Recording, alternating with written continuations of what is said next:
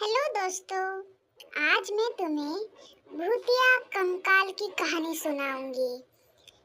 बहुत डरावनी कहानी है, तो आगे देखो क्या होता है।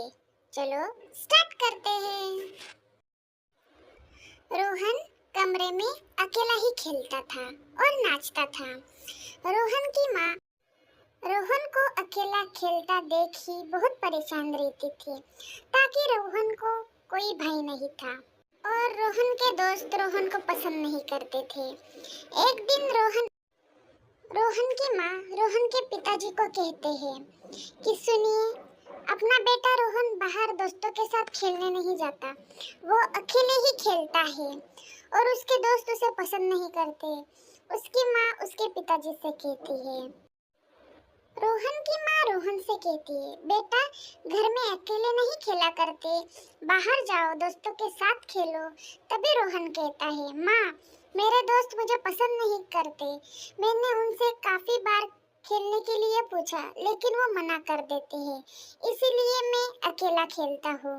बेटा मेरे कहने पर एक बार तुम जाके तो देखो, अगर उन्होंने नहीं कहा तो फिर मुझे बता देना।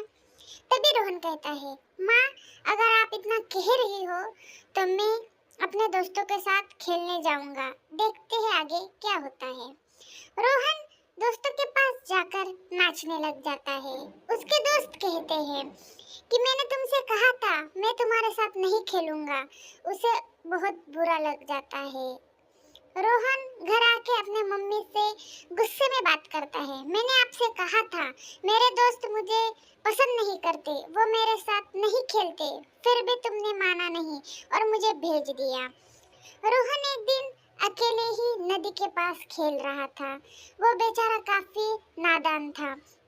उसको लगा आज तो मेरे दोस्त आ जाएंगे, उन्होंने मुझे नदी के पास जो बुलाया है। वो पानी में पैर फिसल के गिर जाता है।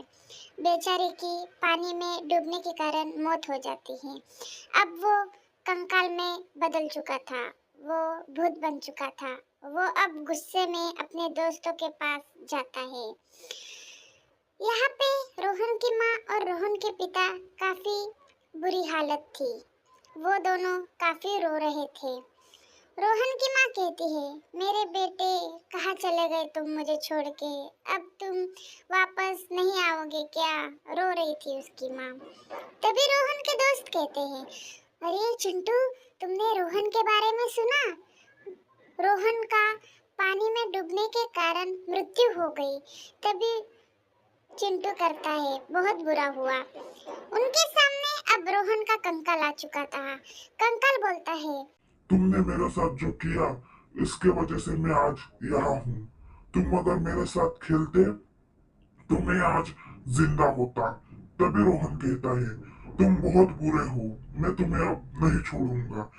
तभी रिंकी कहती है रोहन से, रोहन हमें नहीं पता था कि तुम्हारे साथ ये ऐसा हो जाएगा, कि हमें तुम्हारे साथ खेलना चाहिए था। मुझे लगा तुम पागल हो, इसके वजह से मैं तुम्हारे साथ नहीं खेलती थी।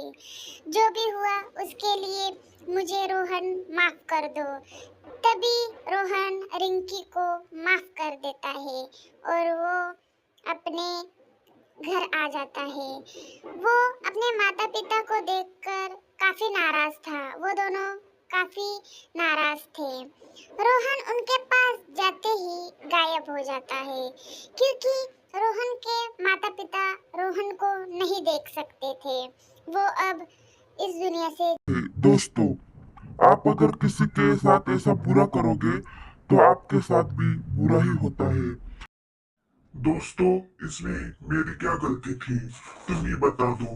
मैं तो सिर्फ मेरे दोस्तों के साथ खेलना चाहता था और मेरा ये हाल हो गया। Thank you for watching. ऐसे और वीडियोस के लिए लाइक करें और सब्सक्राइब करें। Bye bye.